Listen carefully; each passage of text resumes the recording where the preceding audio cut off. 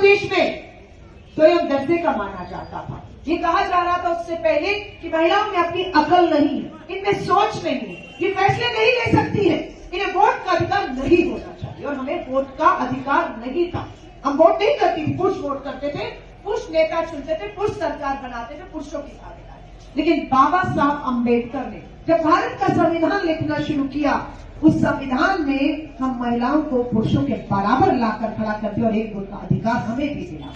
और आज हम अपने एक वोट से अपना नेता, अपनी सरकार, अपने विधायक, अपने मंत्री चुनते हैं और उनसे सवाल करते हैं। यदि राजीव गांधी जी ने कहा महिलाओं को वोट तक नहीं रखेंगे, खाली वोट लेंगे, नहीं, उनको हम नेता भी बनाए। तो 33% आरक्षण पंचायतों में, नगर निगमों में राजीव गांधी जी की देन है। और आज की हकीकत है कि देश में 15 लाख बहनें पंच, सरपंच, प्रधान, नगर निगम, रमा जी मेयर रही रांची जैसे शहर की, राजधानी है जो झारखंड की। ये आरक्षण के तहत ही हमारी 15 लाख बहनें आज विकास में भागीदारी, आवाज उठा रही है, कलम है, फैसले ले रही है। लेकिन देश की संसद में कानून पास हुआ महिला आरक्षण की पंचायतों तक ही क्यों, नगर निगमों तक ही क्यों, विधानसभा और लोकसभा तक क्यों नहीं महिलाओं को भागीदारी मिलनी चाहिए। 33% महिला आरक्षण पास कर दिया, झुंझुना पकड़ा दिया, कानून बन गया है कि हाँ अब विधानसभाओं में, देश की लोकसभाओं में भी महिलाएं चुनकर आ सकती हैं, कानून बन गया। लेकिन कानून लागू नहीं कर रही है। ये धोखा है या नहीं? किसी को भूख लगी है, आप खाना बनाते हैं, परोस देते हैं और शर्त लगा देते हैं खाना खाना नहीं है, तो क्या फायदा उस खाने का कि खाना बन गया, भूखा है, थाली है, थाली में खाना है, हाँ, लेकिन खाना खा नहीं सकते। तो वही महिला आरक्षण है, पास कर दिया, लागू नहीं करेंगे, महिला को रोका जा रहा है। उसकी लड़ाई महिला कांग्रेस पूरे देश में सड़क से संसद तक लड़ रही है। आज 1 दिसंबर है, आज 1 दिसंबर को देश की संसद का सत्र शुरू हो गया जो 19 दिसंबर तक चलेगा। और इस हर बार जब संसद का सत्र शुरू होता है तो महिला कांग्रेस महिला आरक्षण को लागू करने की मांग, महिलाओं की सुरक्षा की मांग, महिलाओं के राजनीतिक, आर्थिक, सामाजिक न्याय, हक, अधिकारों की आवाज को बुलंद करती है। जो अब हम फिर कल दिल्ली पहुंचेंगे और जब तक संसद सत्र चलेगा हम देश की सरकार को घेरने का काम करेंगे। 14 दिसंबर को आतंकी हमला होता है।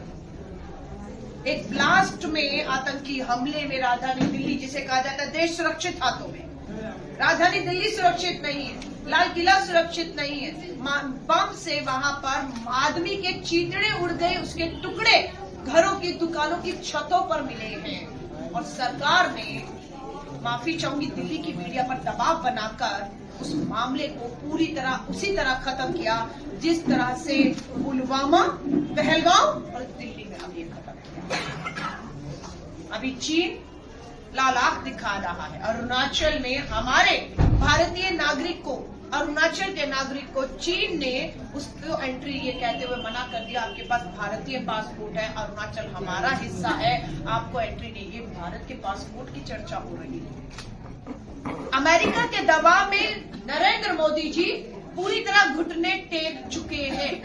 उन्हें अपने पूंजीपति मित्र, जिसके लिए लुकआउट नोटिस अमेरिका ने जारी किया, हड़ाली को बचाने में लगे हुए। सीज फायर के दावे किए गए कि आपका जो ऑपरेशन सिंदूर आपने किया या उससे पहले हमारा जो हमले हुए उसमें ट्रंप छाती ठोक कर बार बार कहता है मैंने सीज फायर कराया, मैंने टैरिफ का डर दिखाकर, व्यापार का, ट्रेड का डर दिखाकर। लेकिन वो दिन है, रात दिन है, प्रधानमंत्री नरेंद्र मोदी जी ट्रंप या शी जिनपिंग की आंख में आंख डालकर सामने खड़े होकर इन दोनों चीजों को नहीं कह पा रहे कि अरुणाचल हो, लद्दाख हो, कश्मीर हो, ये भारत के अभिन्न अंग थे, हैं, रहेंगे, कोई समझौता नहीं होगा। लेकिन हमारे दो की सरकार पूरी तरह देश को ताक पर रखकर देश के संवैधानिक संस्थाओं को और सारी संपत्तियों को अपने पूंजीपति मित्रों के हाथ में,